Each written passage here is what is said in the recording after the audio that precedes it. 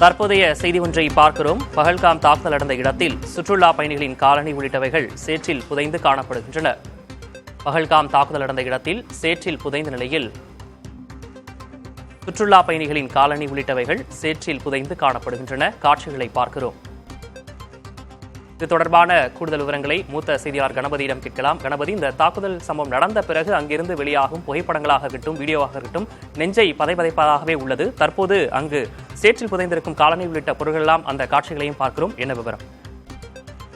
தற்போது ஆரவாரமே இல்லாமல் மிகுந்த சோகத்தில் மூழ்கி காணப்படுகிறது அந்த இடம் முழுவதுமே. அந்த புல்வெளியில் தாக்குதல் நடைபெறுவதற்கு முன்பு எத்தனை சுற்றுலா பயணிகள் இருந்தார்கள், எந்த வகையான விளையாட்டுகள் எல்லாம் விளையாடி அவர்கள் மகிழ்ந்து கொண்டிருந்தார்கள் என்பதெல்லாம் உங்களுக்கு தெரிந்ததே. அப்படிப்பட்ட சூழ்நிலையில் தீவிரவாத தாக்குதலுக்கு பிறகு ஆதாரங்களை சேகரிப்பதற்காக இந்த இடம் தற்போது பாதுகாப்பு படையினரின் கட்டுப்பாட்டில் வைக்கப்பட்டிருக்கிறது.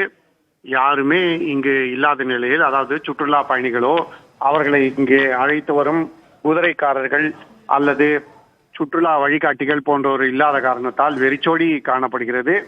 ஆங்காங்கே சுற்றுலா பயணிகளின் காலணிகள் மற்றும் உடைமைகள் மட்டுமே இங்கே கிடக்கின்றன. அதை தவிர இந்த பகுதி முழுவதுமே சேராக இருக்கிறது. சுற்றுலா பயணிகளுக்காக செய்யப்பட்டுள்ள அனைத்து ஏற்பாடுகளும் ஆளின்றி யாருமே இல்லாமல் தற்போது காலியாக இருக்கின்றன.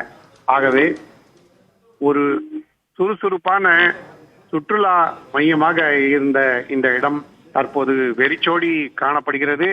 வெறும் புல்வெளி, அதிலும் சேறு சகதியிலே ஆங்காங்கே இங்கு நடந்த கொடூரத்தை நினைவூட்டும் வகையிலே சுற்றுலா பயணிகளின் காலணிகள் உள்ளிட்ட பல்வேறு உடைமைகள் இங்கே வீழ்ந்து கிடக்கின்றன. சேரும் சகதியுமாக இருப்பதற்கு ரத்தமும் ஒரு காரணமாக இருக்கலாம். ஏனென்றால் இங்கே சுட்டுக் கொல்லப்பட்ட சுற்றுலா பயணிகளின் ரத்தம் சிந்தி இருக்கிறது. நீண்ட நேரம் அவர்களை இங்கிருந்து மீட்டு செல்வதற்கு யாருமே இல்லை என்கிற காரணத்தால் கடுமையான அளவு அவர்களுக்கு இரத்தப்போக்கு இந்த இடத்திலேயே ஏற்பட்டிருக்கிறது. ஆகவே அந்த அளவுக்கு ரத்தம் சிந்திய இந்த பூமி தற்போது மிகவும் மயான அமைதியுடன் காணப்படுகிறது. சுற்றுவட்டார பகுதிகளிலே தேடுதல் வேட்டை நடந்து வருவதன் காரணமாக பாதுகாப்பு படையினர் இந்த பகுதிக்கு யாரும் செல்லாமல் தடுத்து வைத்திருக்கிறார்கள்.